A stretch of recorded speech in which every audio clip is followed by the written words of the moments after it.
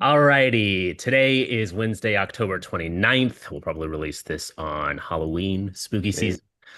Today we have Mr. Broderick Armbrister. How are we doing today, Broderick? hey, what's going on, gents? I'm doing really great. How are y'all? Doing good. I can't complain. Good. How, Yeah, how are you feeling, Chase? I'm good. I'm good. Good. All things considered. Yeah. All right. So, Broderick, you currently live in Atlanta right now, or I guess the north of Atlanta. I think that Ometra made it clear that everybody is not from Atlanta, even though they claim to be from Atlanta. That is true. Alpharetta is not Atlanta. Mm. But how is everything going on your end? Like, what does your day to day look like? What are you doing as like a middle class citizen in Alpharetta, Georgia? Yeah. So, just once again, I'm Broderick Armbruster. I'm a video marketing specialist, so I just work with owner of Amuse Imagery. I work on video marketing content that helps brands grow. That's been my passion, just anything visual and communication. And that's been a big deal for me in just telling stories, similar to what y'all do. Y'all tell stories, you're storytellers. You guys are important. Digital storytelling is super important. That's the main form of attractable or attractive content that people are releasing nowadays that's changing lives or that's informing, that's inspiring, etc. Um, of course, with that, there's a lot of things that affect that.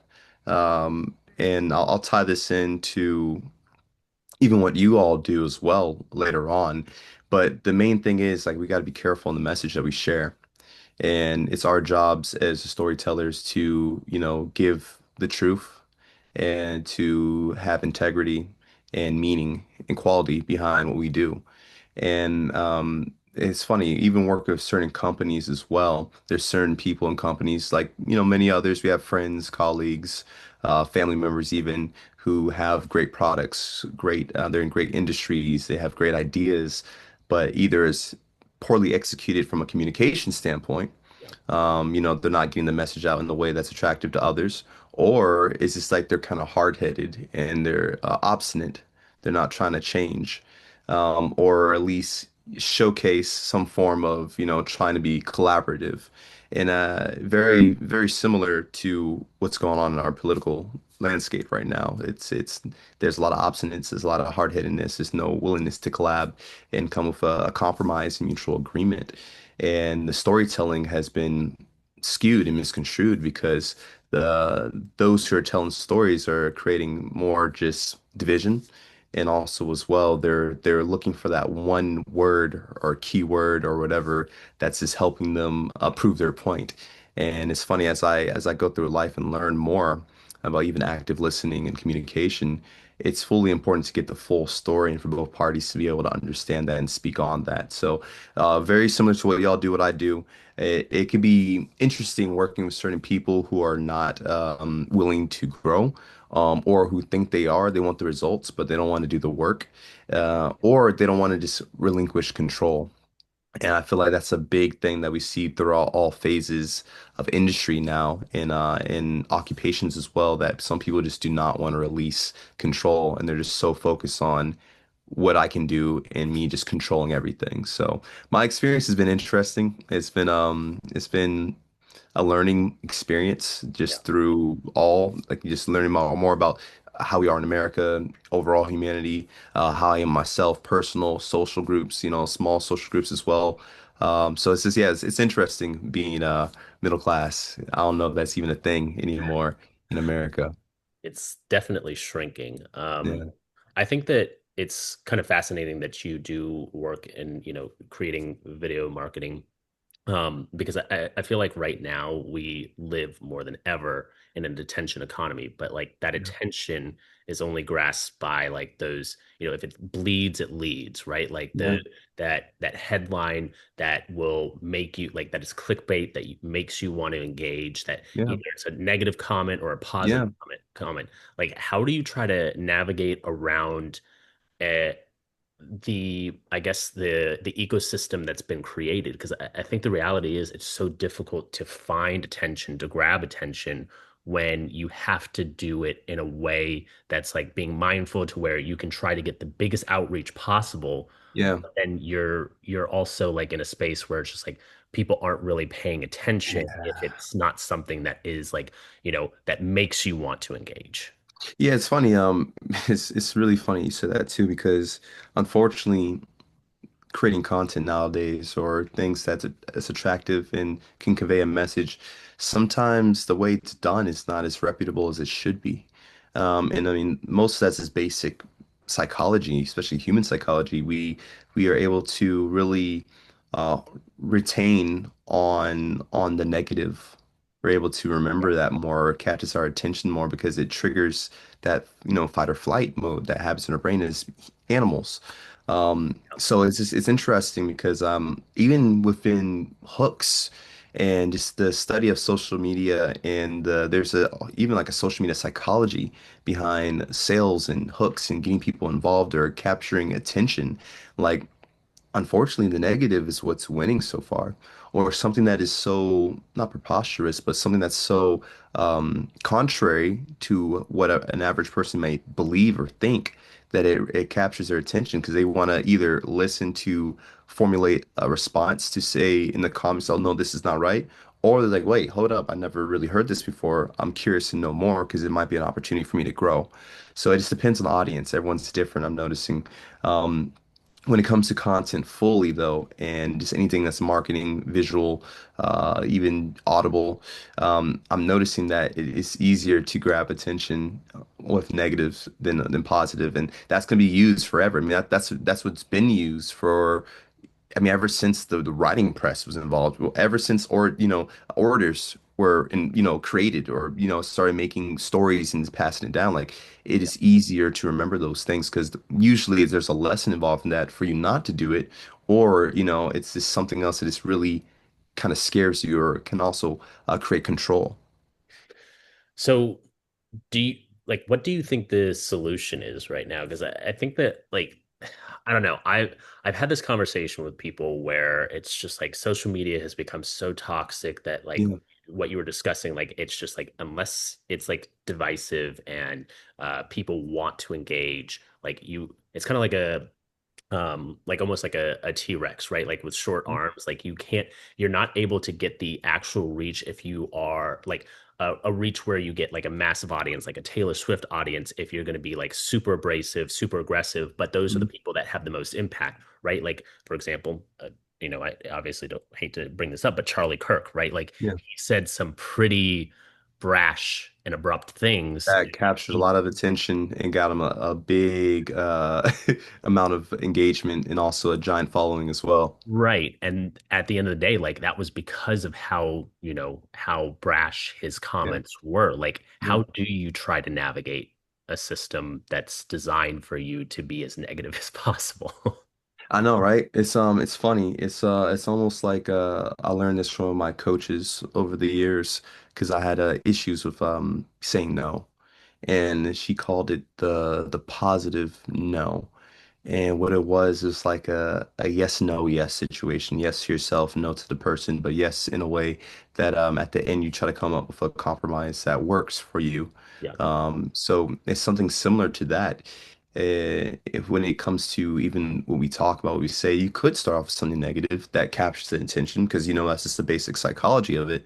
But then you follow up with positive or say real positive, whatever word you want to use for it, but you can do it for content after that that's more, more appropriate or it makes more sense or it helps with your message. So it's just about understanding the psychology of things and kind of using it for your advantage. Like the negative sticks. All right, cool. Use that for the beginning. Say, hey, your politics or whatever, your car is trash. But Mhm. here's why. Here's how you can fix it. Here's how you can, solve this issue or whatever. So it's utilizing the formula and just putting more positive variance in it than anything else for your advantage. Yeah. I mean, that makes 100% sense. Mhm. Uh, do you feel like one of the resolutions, like I kind of want to pick your brain on this, Mhm. do you feel like one of the resolutions is to completely, ban social media or like refrain people under the age of 18 or 21 from having access to social media? Because I feel like it's just become so toxic. Yeah, it's interesting, man. It's funny because like at least our generation, like we kind of grew up without so we grew up without social media most definitely. Of course, you had the MySpace and Facebook, but we I weren't really see. on it until yeah, you do. Yeah. I'm really gonna add like the music on your page and all that. Right. But it's funny. It just I feel like we need to educate people more on social media.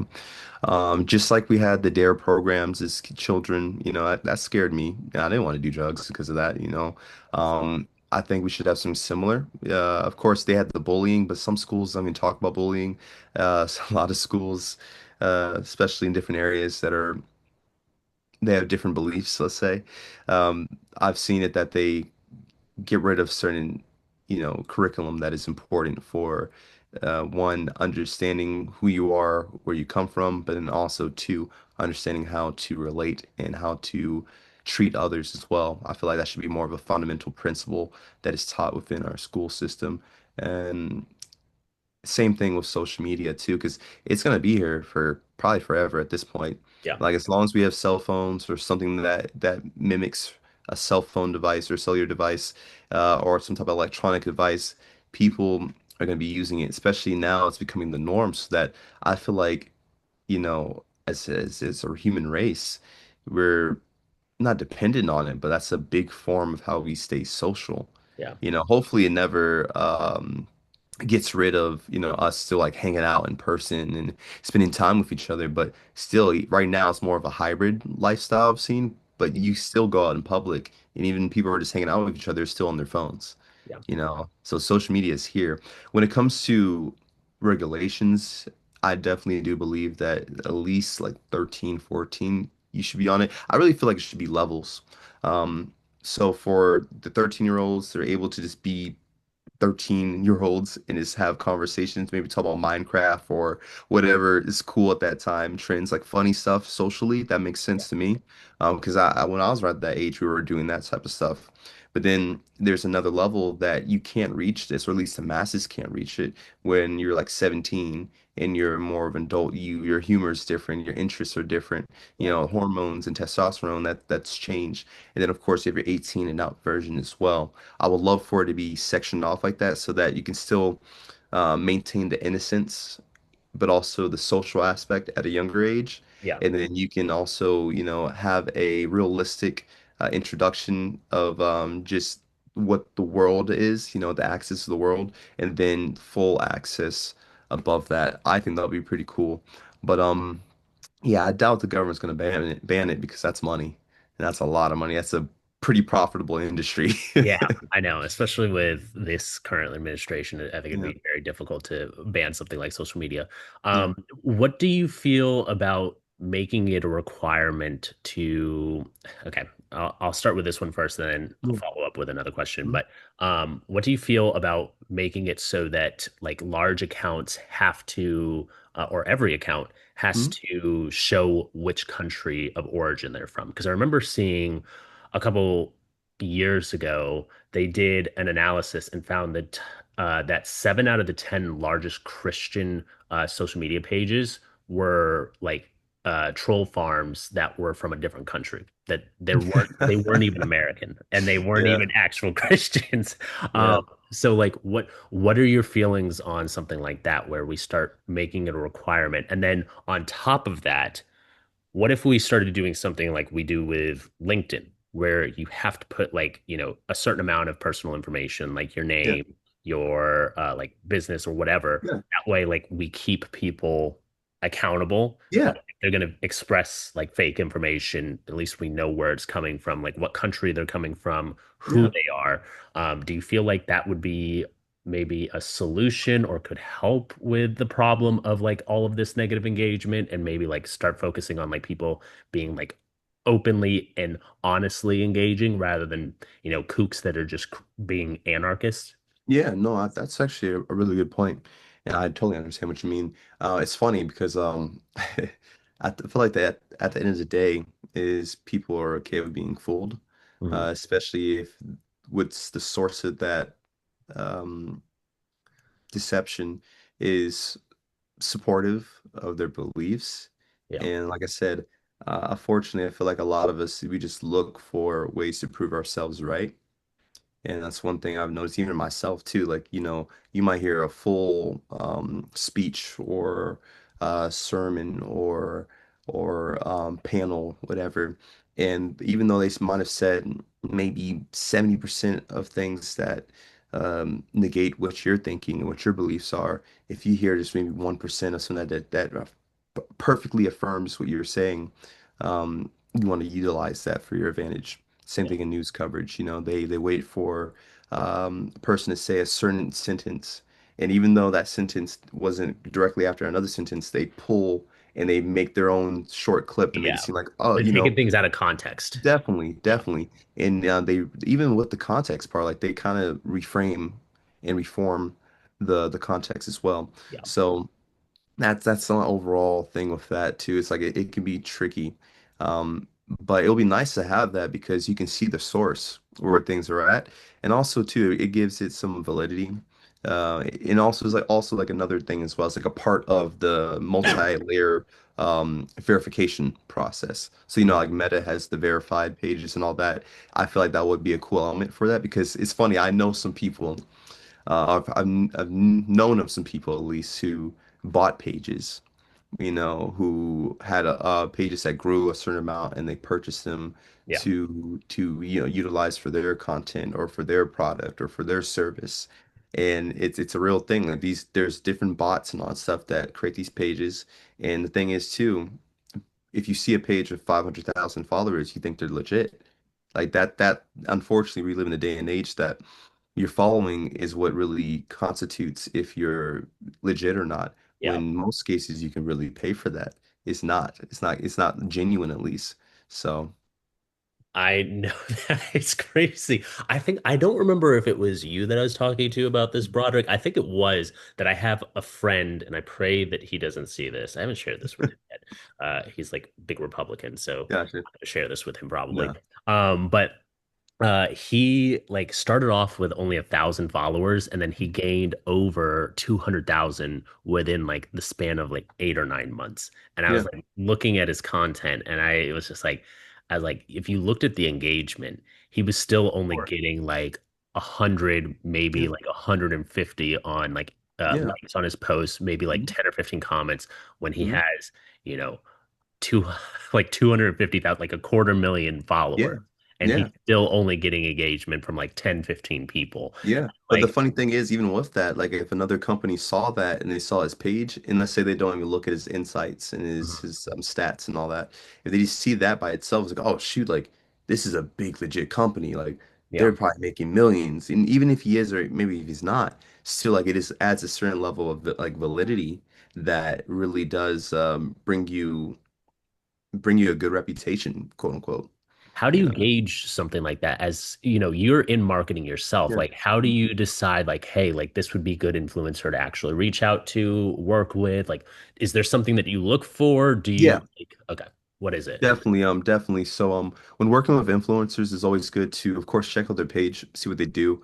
You also want to do some research in the back end, just make sure they didn't say anything crazy, they don't have any patterns of saying anything that's kind of that can make your company look poor. And then once you have a common understanding with that, you check their insights, you check all their information, you see how their I guess, likes and interactions are.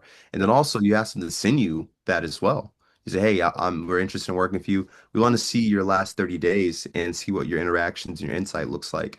And they send you like, shows you non-follower account, follower account, who viewed their stuff, shows the percentages of the age range. And Mhm. from that information by itself, you can see and match it if it works with the target audience that you want Yeah. and what your goals are as a company. So that's how we do that. We always try to make sure that we verify who they are.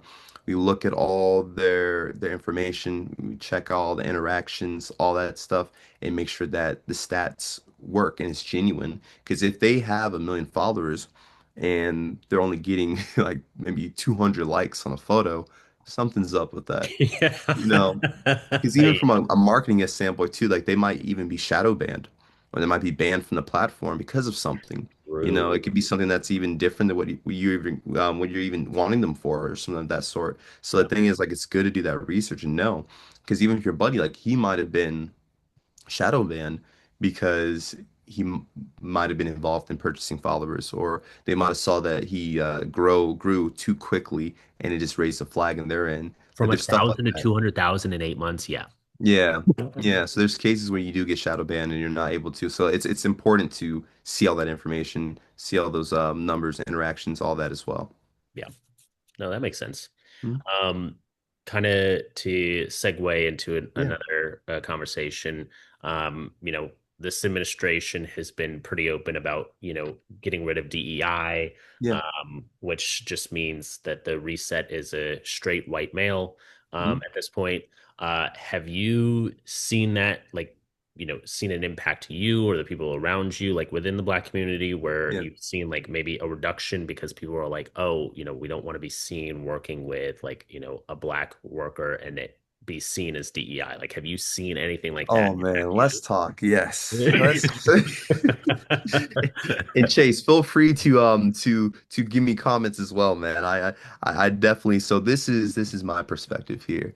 Um Man, it has been challenging for, I believe, our generation, and by our generation, I say the younger, the youngest millennials to the older Gen Zers. Um, the job market, man, has been trash ever since most of us got out of college. Like finding jobs, finding anything. And there's times where I got to a point of like wanting to click, or click or check off that other box when it comes to your race or ethnic origin, just to see what would happen. Because, like, seriously, because like I knew I had the qualifications. I knew that I had the attitude. I knew that I had the right energy, the positivity, the optimism, the realism, the willingness to work and grow. Yeah. I knew I had everything, but still it was hard to find a job. And I know that, Caucasians are the majority. I do understand that, so that could make sense with how everything is skewed in a way. But still, man, like there's something important about diversity that is more than race that people do not understand. Like I feel like, you can go through any religious text, in my opinion, or even science as well, and it shows the importance of diversity, Yeah. whether it's through diversity in our cells, diversity in our climates or ecosystems. Like all of that is super important. And when it comes to just the world, especially the United States, man, it's been it's hard because what it does is like we're not reaching a common understanding. And it goes with the world and especially the United States being so divisive. Yeah. Like we don't have the other perspective, and we're not even willing or interested to even hear the other perspective because we're so focused in our own. But Especially if today. we, especially today, but if we have if we're forced to, or we have a leader who really encourages and shows the importance and exemplifies the importance of understanding different cultures, backgrounds, and all that, it will be a lot more relatable nowadays. We don't have to worry about DEI because it'll be a natural form. It'll be just a natural thing. You want to hire everybody just to keep it included and hear different perspectives because there's a certain if you even as a business, there's different target audiences. There's certain people that can give insight to that target audience from another audience that like, oh shoot, we never thought of it like that, but it's still valid. Yeah. Yeah. That makes sense. I have another question, and this is Okay. this might cut Dude, a little. lamb on me. I'm telling, yeah, let's go. There's one thing that I've noticed is that I feel like, and I forget who. I think I want to say it was JID that had it at the end of one of his songs where he's like another brother will look at somebody else's plate and want what's on their plate rather than looking at their own plate and trying to eat Yeah. their own plate is like something Mhm. like that. Um, Yeah.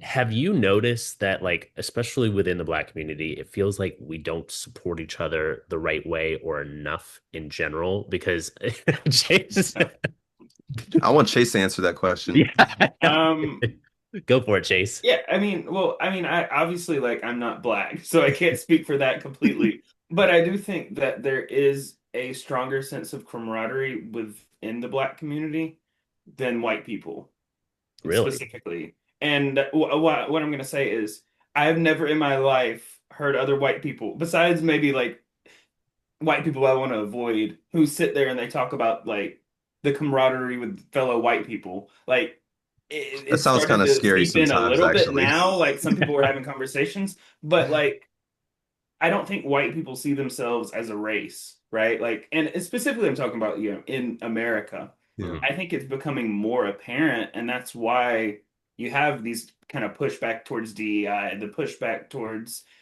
anything that might make them feel a little bit uncomfortable, or like, frankly, where the direction the country's going, regardless of what happens. Um, so I think, yeah, there's just not that sense of camaraderie between white people. There just isn't. Like, if you can go to California and you can move there, I feel like a white person would be fine, right? Whereas I think sometimes with a black person moving in California or somewhere else, you want to know that there's somebody like you there Yeah. because of, Yeah. obviously the history and legacy of like just the society that we live in here. Yeah. At least in my opinion. No, no, and that's very valid, and that goes to what even I was thinking of too. Like now we're getting to the question or the topic of just the systematic oppression or systematic experiences that we've all had, and it's funny. Like it's interesting. This it's not a catch-22, but it's a double-edged sword in the moment. Oh, I know, yeah, kind of in the moment as well.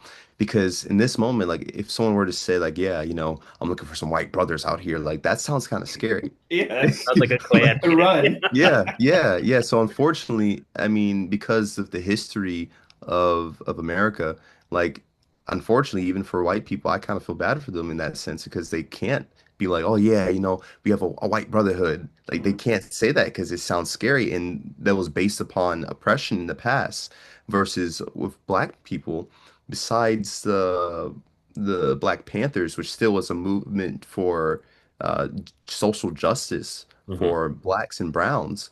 It's different for us because for us it's more empowering. Yeah. For whites, in my perspective, it's more to lord over others and disempower Yeah. others. Yeah. So it's interesting how that works, even though it might, of course, is not true. Chase, if you want to say, oh yeah, I'm looking for some cool white dudes to hang out with because that's just what I'm used to. Like Chase that doesn't should like be white people. fine. Chase. That's fine. That's fine. But but Yeah. I we'll was work about to on say that. you. I was about to say you could tell by his partner in his previous relationships. Love it. Love it. I was about to say No, but Chase still, gets like, it's just different experiences. But when it comes to what you were saying, Royland, it's funny. I learned this just a couple months ago. I was in the Bahamas visiting my dad, and we have a good friend there who's like a big name into what we call Junkanoo, which is a festival that we do twice a year. It's yeah. more than once, more than twice sometimes, depending on what's going on. Um, and we were talking, I think Dad or someone mentioned the black crab syndrome. And what the black crab syndrome is, for those who may not know, is if a crab is trying to get out of a bucket, a black crab or a crab brings it down. So very much like how people have said sometimes the black system can be, which I have seen that is a real thing, but I think that might just be a human thing, and we can't associate it with just black anymore because it's funny. He in his yard, he had a pond or a fountain, let's say, full of black crabs.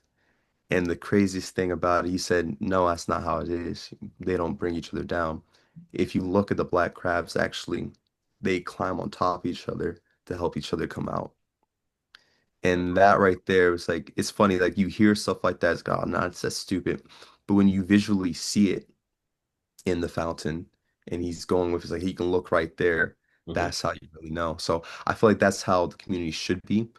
Like I said, it's a basic human thing. The interesting thing about whites as well or Caucasians is that it's such a multicultural group, Yeah. because you have your Italian whites, you have your Polish whites, you Got your have your Irish Irish whites. whites, You got your exactly. English You, whites. Yep. English, German. So you have all these different forms of white people that are Yeah. just really just in one category. Yeah. So even with that, like there's a lot of cultural differences that we don't even talk about even amongst them as well, that should be related on. But that's why diversity itself is so important because even with blacks, I mean, we have Irish blacks, African blacks, we have all different types of blacks as well. But it's Name funny. one Irish black you know, Broderick. Bro, I saw a video. I saw a video online. I don't know them. I saw a couple of videos. Scottish blacks exist too. But at least for us, most of us, we know that our origin is directly from Africa, Yeah. nowhere else. Versus whites, they have Scotland, they have, the Caucasus Mountains, whatever is going on there. And then they have all these other places too. Yeah. Um, so with the whole bringing blacks down, it's funny. I feel like we try to look out for each other, especially all buy black-owned businesses. We need to have a lot more black money going. But there's a point where I know that a lot of us thought BET was a trash network. Like the movies were not good. And it just looks really cheesy and all that. But of course, they're amazing now. They've gotten way better. The quality, just on the visual standpoint, in my opinion, way better. Stories way better, amazing.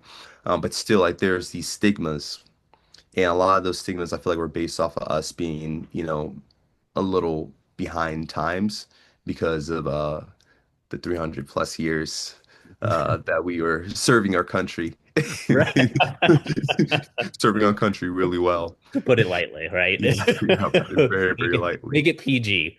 Yes, yes. No, I agree with you. And I think that's why I've always been like people white I've heard like a lot of white people talk about like, oh, like, we don't have our own month, or like you can't really talk about like, white pride or anything. I'm like there's a difference, right? Like when it comes to white pride, like you guys know your origins, you guys know your ethnicities, like if you're from Yeah, Poland, man. from your island, but like Bro, the because censorship that happened to blacks and because of browns, man. slavery, like we don't Yes. have our origin story. And So also the colonization too, like when the Dutch went to Africa, the French went to Africa, the right. the Anglo-Saxons, the English went to, Africa. Like a lot of the history in like the true pride, and not like the white pride or the pride that's arrogant and ignorant and belligerent. Yeah. Not those prides, the pride of like actually being proud of where you come from Yeah. and knowing and having history and knowledge of your cultural and your backgrounds.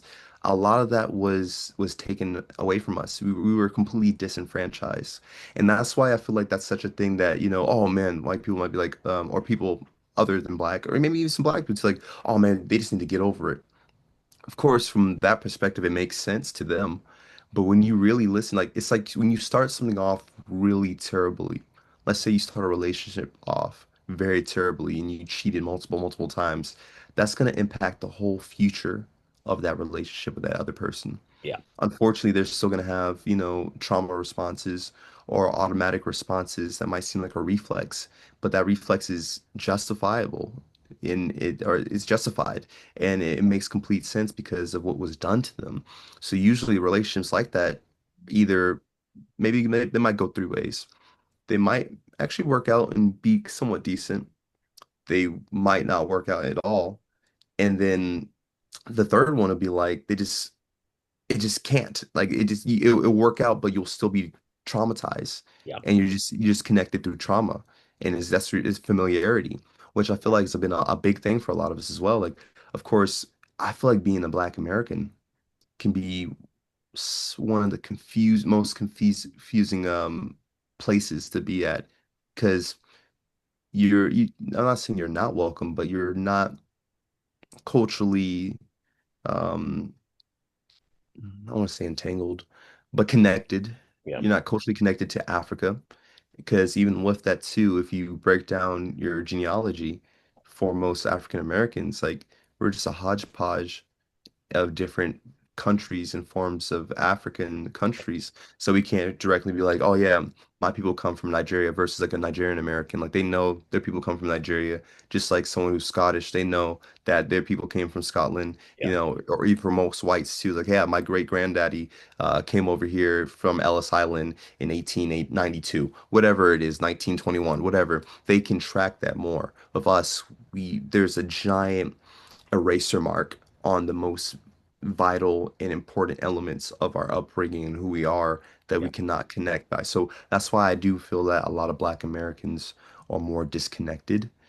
They can be connected to each other, but when it comes to our roots, we're the most disconnected group of people in the world. I guess that make it's interesting that you say it like that because I do think I'm sure there is definitely some truth to all of that for sure. But I find almost that there was this creation of like a Black American culture that in some ways I don't understand America without Black people. Mm-hmm.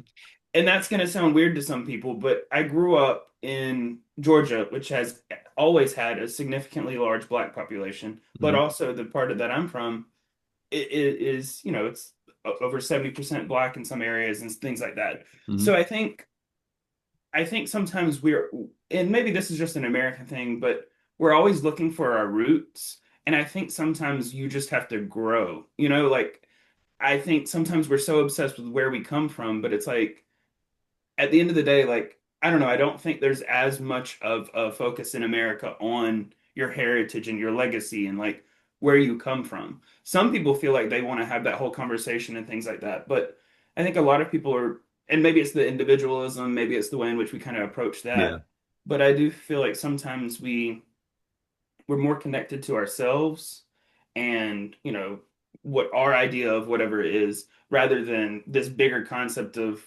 America or even identity in some ways, I Yeah. think.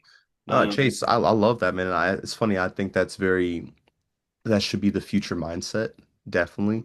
And I think that is the most optimistic way of looking at it. And that's hopeful. And I feel like yeah. that brings good hope. And I love that because you're right. Like instead of course, your roots are so important Mhm. already. And if your roots are an area that's has a heavily I say a heavily pesticided or has a lot of Mhm. pesticide there, then that can really wither you up as time progresses and also not make you as strong.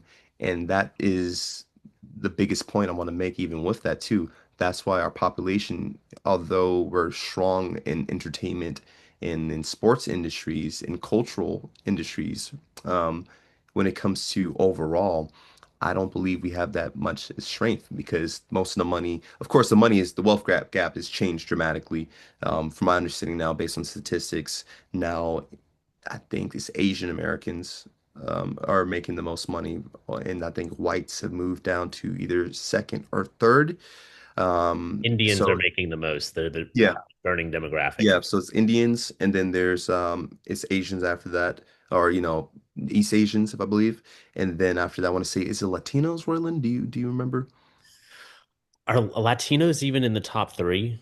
I I think it varies also on a different identity, but I think sometimes I see like Latino lower than Black Americans, and Same. sometimes it Yeah, you're depends. right. But You're right. also, I mean, it also can It depend on changes. like where you're from. Like if you're Yeah. Nigerian American, you actually can make, Oh, a more lot money more. than just yeah. Yeah, yeah, So true. So, but anywho, so yeah, we see it change. But even with mhm. that too, the Nigerian Americans are making more. It's funny, like even statistically, they know their roots. Indian Yeah. Americans who make more, they know their roots. So like it's still a thing where like just what I've seen the data support those who know their roots typically make more money and they have more privilege and they have more connection to where they are so that they don't have to worry about that. So there's this identity crisis that I feel like a lot of blacks go through, black Americans go through because we're missing a fundamental and important element to our foundation of who we are as a being. So even though, yes, we do start new, and I definitely believe what you're saying, Chase. I agree completely. We need to start our own roots. And I feel like we kind of have to do that at this point, especially the different things going on in our landscape politically, and then also just where humanity is going in general. But I still have seen a lot more success with those who have not been, of course, under slavery, and or at least under slavery recently, in the last 500 years. Because we could say Jews were under slavery at one point, but that was but 1,000 years ago or something like that. So they figured it out. Maybe we'll figure it out in another 500 years. We'll check back in then.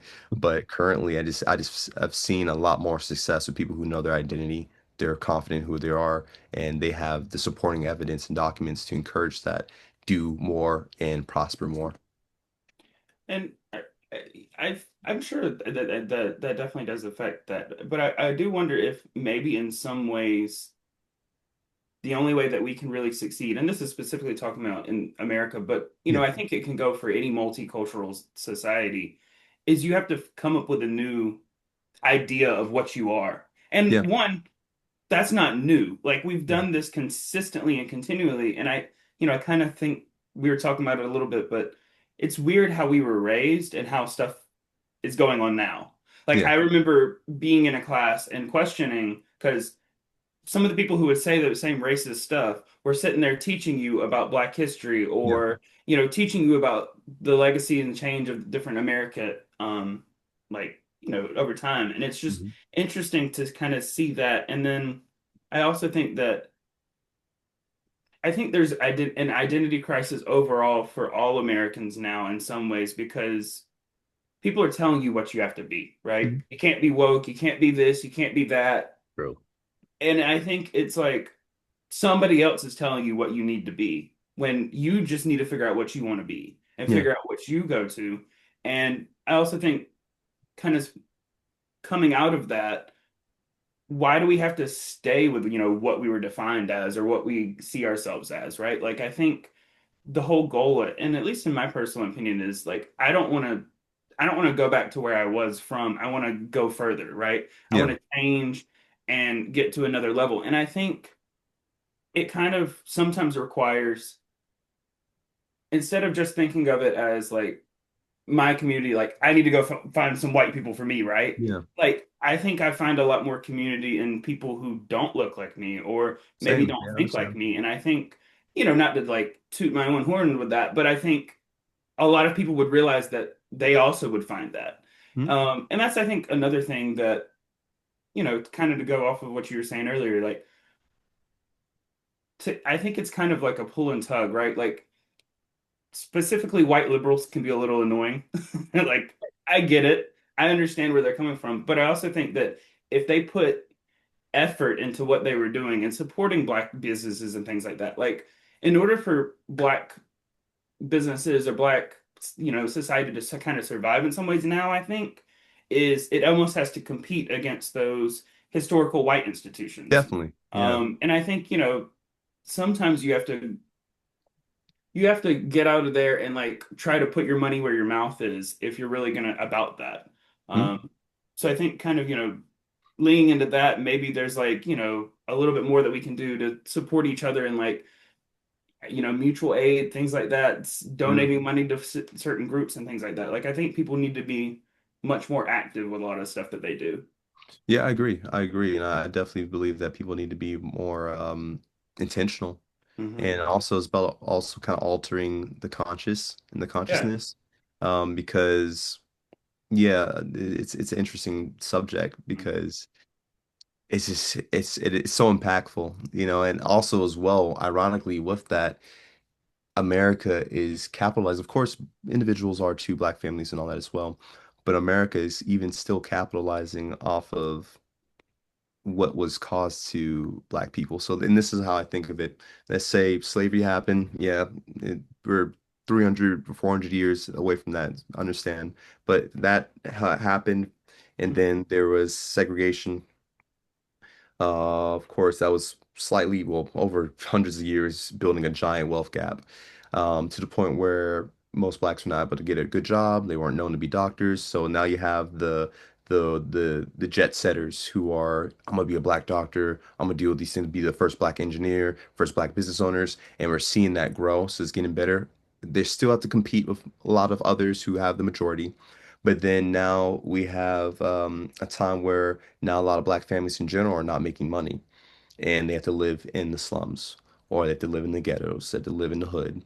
And that wealth gap is still increasing, increasing, increasing. And now we're at a point where most of our famous, notable celebrities or stars who represent America, either in entertainment or sports, most of their stories are similar. They come from a rough background that's been in the hood or rough, a rough setup. And also, shoot, even besides that too, not a black family's not sticking together.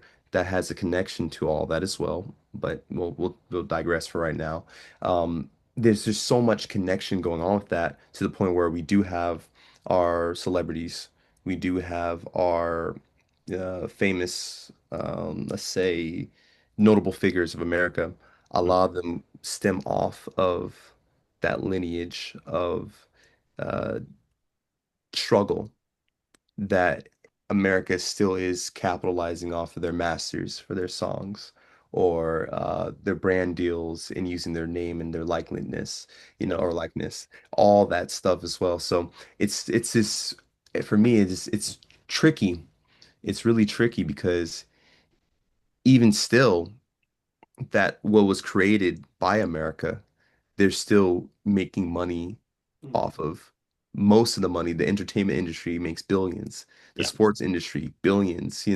So it's just funny how even still, like they created the cause and they're still reaping the benefits of the effect. Of course, you could say certain celebrities are doing well, and certain ones do give back to the community. Certain ones also just blow it on foreign companies because that's just what we think is cool. Like, whether it's clothing or, automotive industry or whatever else may be. But it's just that money still doesn't go directly. If 50% of that money even goes to neighborhoods or organizations that need that versus the clothing industry, anything that's, of vanity nature or materialism, Mhm. man, I think we'll be at that hopeful part that you're talking about, Chase, a lot sooner. But What's unfortunately, it's not. What's funny is, people are always like super opposed to raising taxes for like these more major corporations, but I'm like, why are you so opposed to that? Like, why not make them pay their fair share and give smaller businesses a competitive chance to be able to compete against these larger corporations? Because then we can start growing these smaller businesses and they don't have to compete and, completely slash prices to the point where they're not functional or they're not profitable in order to compete with these larger corporations. It's baffling to me when people are like opposed to these larger corporations getting their taxes raised for that reason, because I'm like, we could make small businesses so much more profitable, so much more competitive. There'd be so many more small business owners, Yeah. and we just don't give ourselves the chance. It's like we're stuck in this loop of like, Yeah, no, we let's are. And I feel like we might, unfortunately, this is the only pessimistic side of me. I feel like we might be that for a while, maybe forever, potentially. We have to live with that. And the thing is, too, even with the small business is so important to this, our economy, to our community. And that's yeah. the thing, too. Small businesses are the ones that drive community and bring engagement. It makes you feel human. The corporations are the things that it's funny, small businesses have been around longer than corporations. That's the thing. Yeah. Corporations weren't, around until what the Industrial Revolution when Henry Ford and, others, of course, man, all the big names, they decided to, create bigger corporations for their lighting companies or their coal companies or Yeah. their transit train companies, their car companies, whatever industry, when industry was a big thing. Yeah. So it's funny, like corporations are not what we're used to, in my opinion. Of course, one could say there were corporations back in the ancient Egyptian times, but that was really just slavery. It was a bigger company. You had people working for people who worked for other people who told other people to work, and you have your employees and all that. But no, that's not complete. So, and one could even, compare or analogize, slavery to how corporations are, just on a different scale, of course, most Yeah. definitely. But we've heard that, when you work the job, some people would say like, I feel like a slave.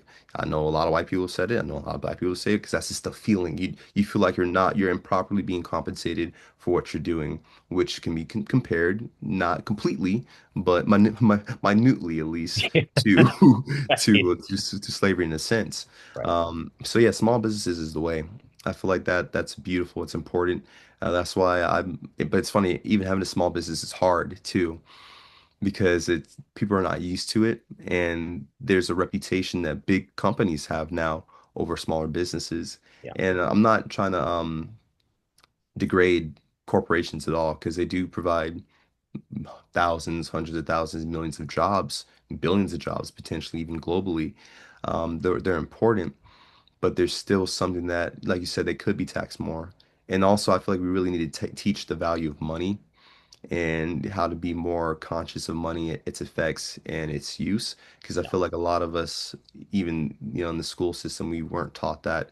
We were not even taught taxes. We were taught about the Yes. economy, but we're not taught. We don't talk about how we can impact the economy and how it impacts us in a way, and how we can be better to building a better future, be more friendly and sustainable with our economy. So I think we had those conversations, those topics covered more, we'll be in a better place because there's a lot of people who are making millions and billions of dollars. Some of them are happy, but a lot of them are very unhappy. Yeah. A lot of them have families that are very unhappy. There's like the money is not the solving, the solution to your depression.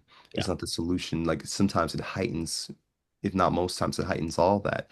So going back with that too, there's certain people who make billions or trillions or millions of dollars who don't really need it. Like, what can you do with that? Unless you're really trying to make the greater good happen for humanity, why do you need that money?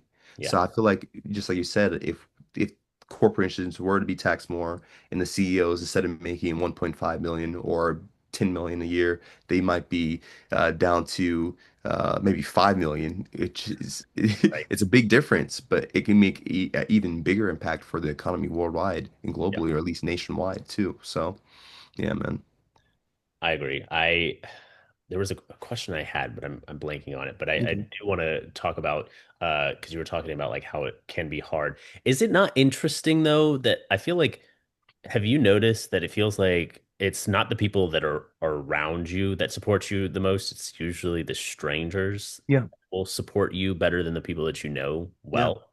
yeah. It's fascinating. It's like that. I don't know. I think it's just familiarity, and then also just I don't know. I don't know. I think maybe it's just yeah, familiarity to be the most. They're just used to it, and they're so focused on their world.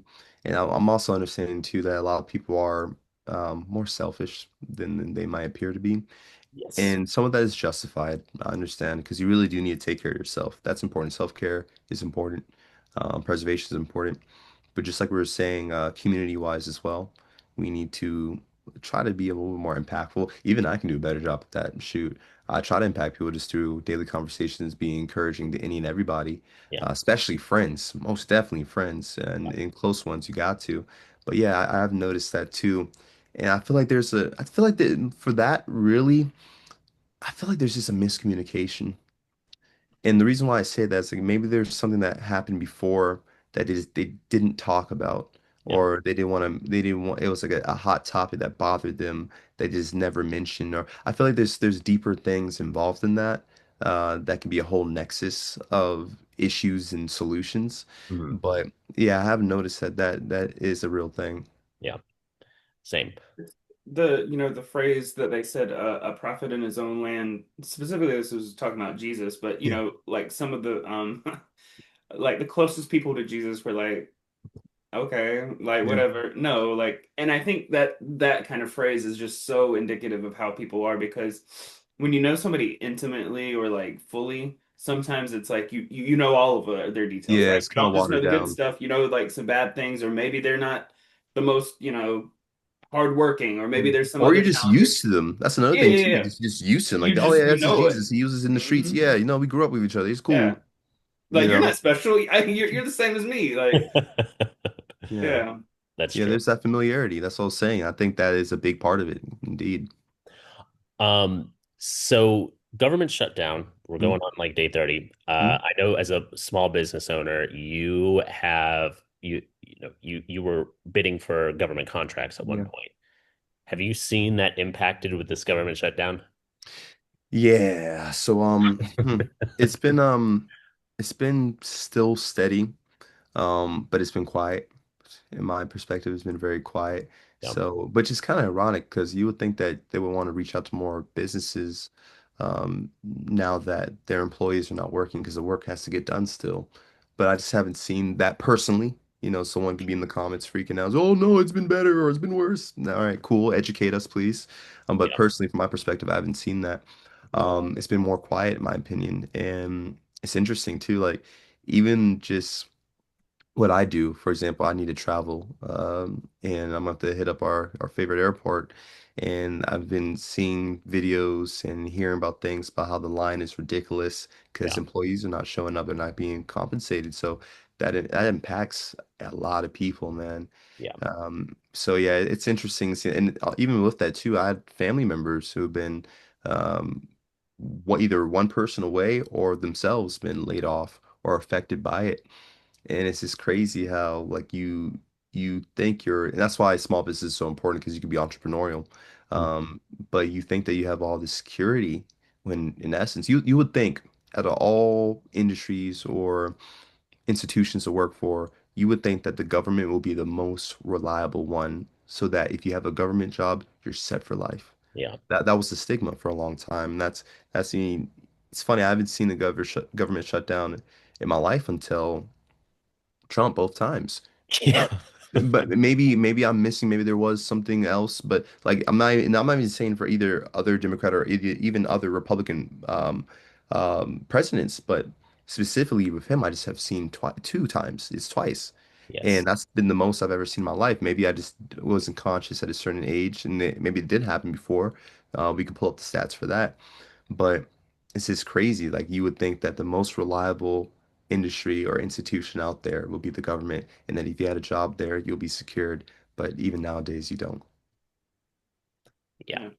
I think, I mean, looking at, particularly, I think the most egregious, you could talk about the employees, that's one conversation, but Mhm. also like seeing that SNAP benefits aren't going to be paid and Yeah. people are literally going to starve, Mhm. uh, one, I think it makes me begin to like there is some logic to conservatives' argument of getting people off of welfare. And it's not to say that I agree with those arguments or those things, but who knew that a government comes in and then you don't have money to pay for food, but you were relying on that. Yeah. Like, and obviously there's nothing wrong with relying on those things, but it does begin to worry about, I myself need to take care of myself in some ways. And I think, just kind of seeing some of this, the government shut down, all these different programs, people not getting paid and things like that. I don't know why we don't have a system where they just are all kicked out. Like, why can't we just restart? Like, and in most other governments, the government wouldn't be shut down Yeah. for months or days on end, weeks on Mhm. end. They would just like, okay, we are we going to do another election? Like, what are we going to do? We But should do another election. I mean, we really should. But it's been months since we should have. But that's neither here nor there. But I do think. Um, there's something so inefficient about that entire approach. Yeah, and it's funny too because I feel like as times change, we need to change. That's just always how it's been.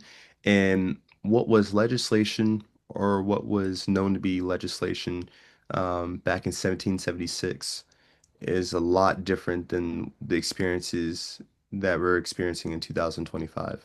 Yes. Like that, so I do believe that just like a human, as you grow, you change, or you have the ability to learn more and you have the choice and option to change. I don't know how to say that without sounding like an anarchist. And I don't want to seem that way as like oh, like what we have going on, like it's not good enough. Like it's sufficient. Yeah. But for us to really excel more as a nation and to grow and develop and be more peaceful, be more understanding, be more content, we need to change as we go along. Yeah. And it's funny, maybe it's just it seems overwhelming, or maybe this has been so tricky and complicated that we need a freaking superhero to politically save us. It's just I don't know how possible it is, just because I know there's so many connections and there's so many dark doors and dark tunnels and darkness even so within the political world that some things we have access to, some things we don't have access to, and one could say this is it's a conspiracy, but there's also some truth in those conspiracies. And it's just like, man, like it's kind of scary, man, when you look at it. It's like, man, what really can we do? Like, yeah, we can vote, we can do all that stuff, but even if we vote, there's still something else that controls it. Let's just say the Electoral College for now, but there's still we've seen that before. So, yeah, I think it's important for, like we're saying, even going back to the small businesses, same thing with the small community leaders. I feel like small is always important for the larger outcome Yeah. in the future. Just like how small businesses impact most of the economy in the community, I feel like the small leaders can impact their local community and hopefully state community as well, which can impact the federal government. So I think it's really important for all of us to stay educated, to be intentional, to be leaders of love and understanding. And the cool thing about understanding is that you don't have to agree with it. Like you don't have to say this is the way. You don't have to say it at all, but you can understand how someone else believes that, hey, this is my perspective, and you admit to that, and that's it. You Yeah. let it be. But unfortunately, we're in such a forced uh, environment and climate right now that there is only one way. And that whole there is only one way, that's not true. We've learned this through basic arithmetic. There's different ways of doing the quadratic formula. There's different ways of doing a simple equation. Like there's different ways of doing things. Of course, there is a taught way, but there are different ways of creating solutions for something. It might be more complicated or it might be easier Yeah. with less work to be shown, but still there are different ways to solve things. So Yeah. Is there anything else that you want to talk about? I know we've been on for a little bit. Want any last words, anything you want to shout out? Happy to discuss. yeah, yeah, no, I appreciate you all. So once again, I just want to thank you all for what you're doing. And for those who are watching and who will watch this one day, I just want to encourage and challenge you to be a leader of intention and making sure that you're leading through accurate information and you're not falsifying anything. Because it's funny, it's so easy to say what you heard, and even playing the game telephone itself, you can say the truth, but it still gets misconstrued. Yeah. So if you're already starting off with something that's misconstrued, you're only making it even worse. It's not going to get better typically. Um, so that's really it. Just, lead with love, understanding, um, be good to your fellow man. It's like one of the most simple adages out there, but the most important. Just be good to each other, be understanding, and we'll see what happens. Awesome. Well, we appreciate you, Broderick. Thank you so much for your time. If you want to check out any of his information, including his Instagram, his YouTube channel, and his webpage, and you want to book him, links will be in the description. But thank you again, Broderick, and we will talk to you later. Yeah, appreciate you guys. It's been a pleasure. Bye. Peace.